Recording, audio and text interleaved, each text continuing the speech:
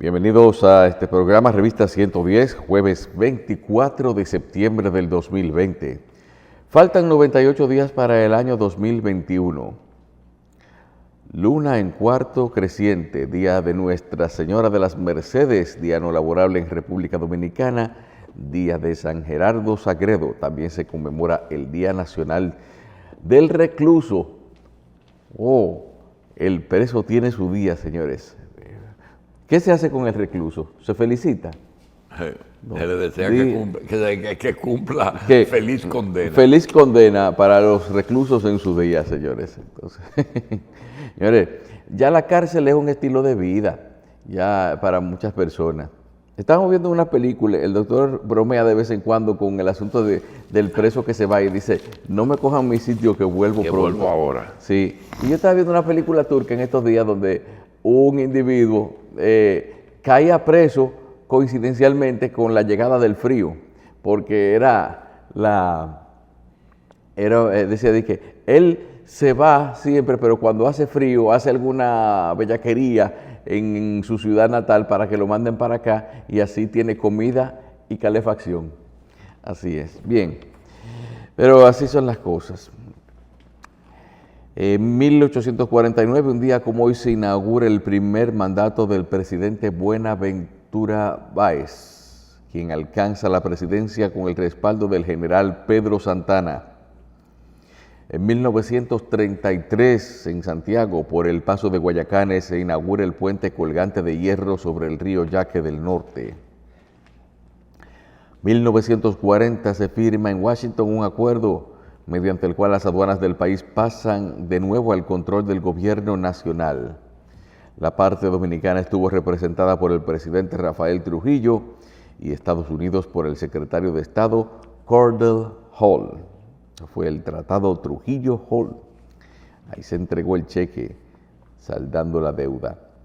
1961, el diario The New York Times anuncia que el gobierno norteamericano parece favorecer el mantenimiento de las sanciones económicas y diplomáticas impuestas contra el gobierno dominicano luego del ajusticiamiento de Rafael Leónidas Trujillo. Bueno, aquí hay un tema de conversación que sería bueno de análisis. ¿Cómo es posible que si Estados Unidos controló si Estados Unidos controló las aduanas hasta 1940 y Trujillo subió al poder en el 30, entonces podríamos decir nosotros que Trujillo solamente tuvo la oportunidad de enriquecerse de manera personal durante los últimos 20 años de su gobierno? Porque si él estaba en el 30 y los americanos vigilaban la economía dominicana hasta el 40. Lo que pasa es, Carlos, que a Trujillo lo pusieron los americanos. Cuando ellos vieron que tenían que irse y se pusieron a buscar vieron que los políticos dominicanos no daban en el clavo. Entonces apoyaron eso, porque es que la llegada y la salida de Trujillo fue obra de Estados Unidos, 100%. Solamente cuando ellos deciden salir de él, observa que él...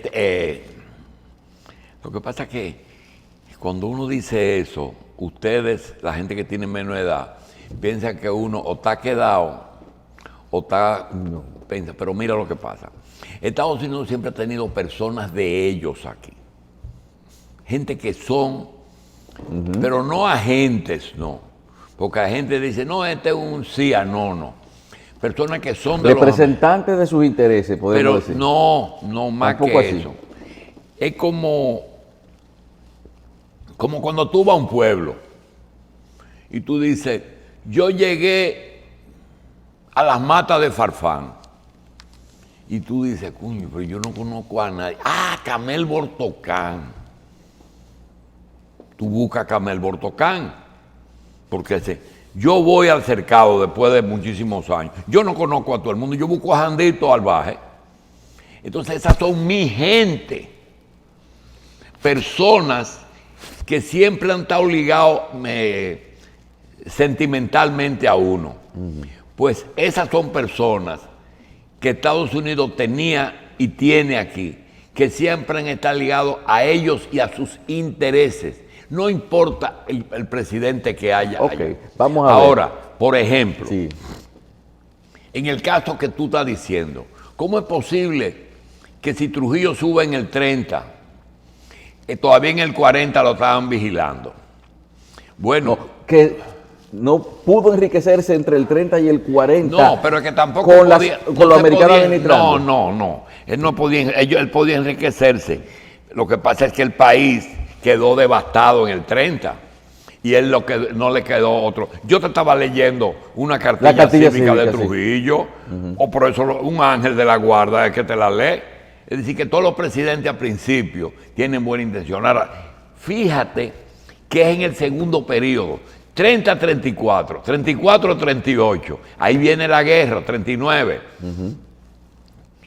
Es el momento en que Trujillo tiene la ayuda, el apoyo a América, mientras tú eres presidente constitucional. Desde que él cambia de ruta, que tiene que buscar presidentes títeres y vainas, ya tiene problemas. Ahora, me diste pie para decirte algo.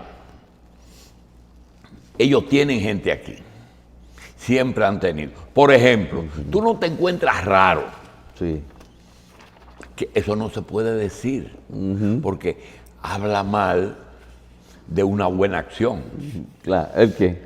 El que una persona que el 30 de mayo estaba disparando contra Trujillo con armas que le entregó Estados Unidos. El 30 de mayo a las 10 de la noche. Tú no te encuentras raro que en 1965 esa misma persona presidió un gobierno para contrarrestar el gobierno constitucional, el gobierno de reconstrucción nacional, Antonio Inver Barrera. Que es cierto, debería ¿verdad? haber apoyado todo lo diferente a Trujillo. Presidió el gobierno paralelo que se hizo cuando Camaño declaró un gobierno constitucional. Entonces, él hizo uno de reconstrucción del otro lado. Él no lo hizo porque se le ocurrió, se le prendió un bombillo. Es un hombre de los americanos. Igual que aquí había gente. Por ejemplo, tú has ido a la Avenida Independencia al lado de la Clínica Abreu, que dice que se yo qué del consulado. Sí, del consulado americano. Pues te voy a hacer la historia. ¿Por qué está ahí? ¿Y por qué una empresa privada tiene a cargo un servicio para una empresa extranjera? Ahí hay dos cosas. Primero, el doctor Jordi Brosa. Jordi Brosa siempre fue un hombre de los americanos. Cuando Estados Unidos implementó el examen médico para posible aspirante a residente, le otorgó ese privilegio. Igual que el doctor Alfredo Hidalgo tuvo durante 10 años ese privilegio para los que querían ir a España a residir. Él era que le hacía el examen médico. Pero Jordi Brosa se lo hacía en la Clínica Abreu. Y todo el mundo sabía que el consulado lo mandaba a la Clínica Abreu. Pero ¿qué pasó? Que un día vendieron la clínica, se murió Jordi Brosa, venden la Clínica Abreu. ¿Dónde está la unidad de la embajada? ¿Está en la clínica? No. Está al lado. Al lado. Ah, Sí. se independizó. Es de la embajada ya. Mire, eso. un día en un periódico yo veo una foto de Bill Clinton con Ramoncito Báez. Y digo, oh, pero mire, tiene buenas relaciones. Y hubo una persona de edad avanzada que me dijo algo parecido. Dice, oye, eso no es cuestión de buenas relaciones. ¿Tú sabes de quién es nieto Ramoncito Báez? ¿O bisnieto, descendiente? Del hombre que una vez negoció con los americanos para entregarle la bahía de Samaná. Es decir, la relación con los americanos puede ser tan, remontarse tan a lo ancestral. No, se remonta sencillamente a que una cosa es un selfie y otra cosa es una reunión. ¿Verdad? Me retrato, si tú puedes retratar hasta con Escobar Gaviria. Sí. Pero no es lo mismo Lo que pasa es que el mecanismo ese del este, porque eso fue en Romana, esa fotografía, existe de que los expresidentes en Estados Unidos le ha cogido con dar conferencias y cobran por ellas o tener relaciones fuera de allá. Por ejemplo, Romana y Rainieri tienen muy buenas relaciones con los Clinton, así como tenían con Julio Iglesias y así como tenían con Oscar de la Renta, porque eso produce prestigio y negocios.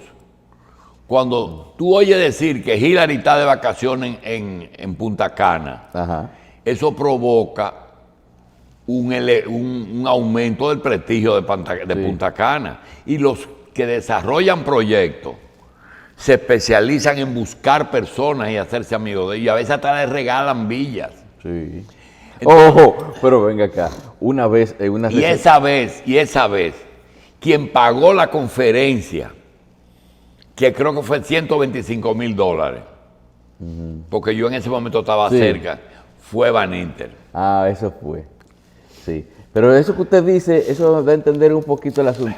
Usted sabe que un día estamos en el Palacio, no recuerdo quién era que tenía se le ofreció una cena de honor a alguien, y estamos los periodistas parados ahí, y nosotros vemos que entró por ahí, llegaron creo que en el mismo vehículo, no sé, porque llegaron juntos todos. Frank Rainieri. ¿Con el vehículo con quién? No, llegaron juntos, porque andaban juntos, con Bárbara Walters, la periodista. Llegó con Oscar de la Renta. ¿Y cuándo fue Y eso? llegó con Henry Kissinger. Diablo. Que a Henry Kissinger nada más lo conocimos los dos más viejos. Espérate, ¿en qué año los dos fue más eso, viejos, eh? Cuando Hipólito fue, cuando que yo estaba en Palacio. Pero ya Kissinger estaba retirado. Sí, estaba retirado. Pero Y Bárbara también. Sí, pero son dos personalidades que fueron, y cuando incluso lo único que reconocimos a Henry Kissinger de ahí, porque siempre ha usado lo mismo, la misma montura de lente. Sí, fuimos el periodista del OI de ese entonces, que era Vicente Sobrevela, y yo, que éramos los de mayor edad entre todos los reporteros. Pero después de que, mira, pero ese es Henry Kissinger. A mí me pasó algo con Bárbara Walters. Sí, ¿qué le pasó? Bárbara Walters, dicen que Fidel Castro se propasó con ella. Sí. Ay, pobre señora. Pero que ella no puso una querella. Ese es el cuento. Sí. Ahora voy con el del otro. Cuando el doctor Jorge Blanco visita Estados Unidos, fueron dos visitas oficiales que se llamaron la atención. Una que le hizo Jorge Blanco a Reagan y una que le hizo Balaguer a Clinton. Que inclusive Clinton lo ayuda a montarse en el carrito y esas cosas. Fueron visitas oficiales. La otra fue más formal porque Jorge Blanco no tenía limitaciones. Y una de las cosas que estaban en el programa, Bárbara Walters es del sistema. Es decir, no es un periodista, no, ella es del sistema. Y dentro del programa estaba una entrevista con Bárbara Walters. Y yo recuerdo algo que tiene que ver con lo primero de Inver Barrera, que yo te dije. Ella le pregunta a Jorge Blanco, ¿qué usted cree de la democracia que está viviendo su país? Mira por dónde ella comienza. Dice, bueno, la democracia comenzó hace mucho, porque desde Juan Pablo Duarte, Gregorio Luperón, ella se queda así en babia, pues ella no sabe de lo que está hablando. Ella no sabe de qué está hablando Jorge Blanco. Dice ella, bueno, mire, sí, pero yo no le estoy hablando de esa independencia. Yo le estoy hablando de qué usted cree del 65. Ya estamos en el 85. Dice, no, en el 84. De ahí cuando llegamos fue el lío de los desórdenes. Le dice, mire, no, eso fue una injerencia norteamericana. se le zafó la zapatilla. Es una ocupación burda que ven y ha hecho un pronunciamiento en contra de la ocupación. Después que termina, le decía ella, presidente, usted sabía que si eso no hubiera ocurrido, hoy estuviera en su país gobernando el castrismo, porque todo el movimiento estaba dominado militarmente por Cuba. Ahí fue que él se dio cuenta que se equivocó. Pero fíjate que esa pregunta no era una pregunta periodística. No, era una pregunta política. Política y de adentro. De adentro. Entonces, lo que te quiero decir es que eso es importante. Es importante para el turismo, para la política y para esa mezcla de cosas que hacen que uno a veces tenga que decir algunas cosas que mucha gente no entiende. ¿Cómo es posible que desde la muerte de la Mirabal, desde el movimiento revolucionario 14, haya una semilla que se siembra y que el pueblo no capta totalmente? Mataron a 3 hermanas allá por la cumbre, que Sí. la mayoría de la gente no sabía de qué estábamos hablando. Y de buenas a primeras matan a Trujillo. ¿Quién uno pensaba que eran los viudos de la Mirabal? ¿Tú sabes quién lo mató? La CIA. La CIA. Sí. El jefe de la CIA aquí era el dueño de un supermercado. O por lo menos representante. De Wimpy. De Wimpy. Sí. Y le entrega las armas, viene en la valija y Wimpy se le entrega a ellos. No fue el 14 de junio que mató a Trujillo. Pero eso no se puede decir. No, mire, a mí, sí, porque eran realmente 3 hermanas que estaban involucradas en un movimiento que quizás no representaba esos intereses contra lo que Bárbara Walter está diciendo que se luchó en el 65. Pero hay que ver también otra cosa. Vámonos al contexto histórico de la muerte de la Mirabal. Que yo lo que oí yo fue, y lo que pude leer, fue que en ese momento el sentimiento que se apoderó de la población fue decir, ya está matando hasta mujeres. O sea, la indignación contra Trujillo tuvo que decir, ya está matando hasta mujeres. Tú das en el clavo. Mira, aquí hubo 2 efectos, no acciones, no efectos, producidos por 2 acciones que le dieron muy duro al régimen. Uno fue eso que tú dices, 3 mujeres asesinadas a palo, y lo segundo fue la carta pastoral. Después de una iglesia cómplice pastoral durante 30 años, que se disparen con esa carta pastoral, ahí mismo, esas 2 cosas, sí, fue el principio del fin. Es lo que, espérese, que hay un amigo suyo que me lo dijo, que dice, el indicador de cuando cuando se va a salirse de un gobierno es que la iglesia le quite el apoyo un año antes. Dice que tiene que ver con eso. O que le dé su apoyo. Por ejemplo, la visita del Papa de que Cuba se abra al mundo y el mundo se abra a Cuba, ¿le dio oxígeno a Fidel? Sí. Lo renovó. ¿Verdad? Lo legitimó en cierta forma. Bueno, ahora vamos a seguir con la efeméride. Vamos a ver, aquí tenemos que, habiendo analizado el tema, tenemos que en 1961 el New York Times anunció que el gobierno norteamericano parecía favorecer el mantenimiento de sanciones económicas y diplomáticas impuestas contra el gobierno dominicano luego del ajusticiamiento de Trujillo, a propósito de lo que hablábamos. En 1970 es asesinado por un agente policial frente a su esposa, el dirigente de izquierda y estudiantil, ingeniero Amin Abel Hasbun. 1996, la Universidad Tecnológica de Santiago, UTESA, inviste al expresidente Juan Bosch con el título de doctor honoris causa por sus grandes aportes a la sociedad dominicana. En el 2006, con un reclamo de sanción a la corrupción y cese a la impunidad, grupos de estudiantes de diferentes universidades del país realizan la otra feria, que pretendía contradecir la actividad 10 años de una visión realizada por el gobierno en conmemoración del primer ascenso al poder del presidente Leonel Fernández. En 1812 se produce la batalla de Tucumán, en la que fuerzas del general Belgrano vencen a las españolas en el campo de las Carreras. Un día como hoy, en 1869, fue viernes y fue el Black Friday en Estados Unidos, como se le llamó a la jornada, por la especulación en el precio del oro, causando pánico en Wall Street. En 1948, el presidente argentino Juan Domingo Perón denuncia un complot de asesinato en su contra y de su esposa Eva Duarte, acusando directamente al diplomático norteamericano John F. Gritias como responsable del plan en nombre del gobierno norteamericano. En 1973, en Chile, mientras era velado el cadáver del Premio Nobel de Literatura Pablo Neruda, es tiroteada su residencia por militares golpistas, destruyendo ventanas, el mobiliario y fueron quemados sus libros. En el 2005, el huracán Rita penetra a Estados Unidos con categoría 3 en su paso por los estados de Luisiana y Texas, a solo semanas de esa zona ser afectada por el huracán Katrina. Los daños fueron calculados entre los 9.000 y 18.000 millones de dólares.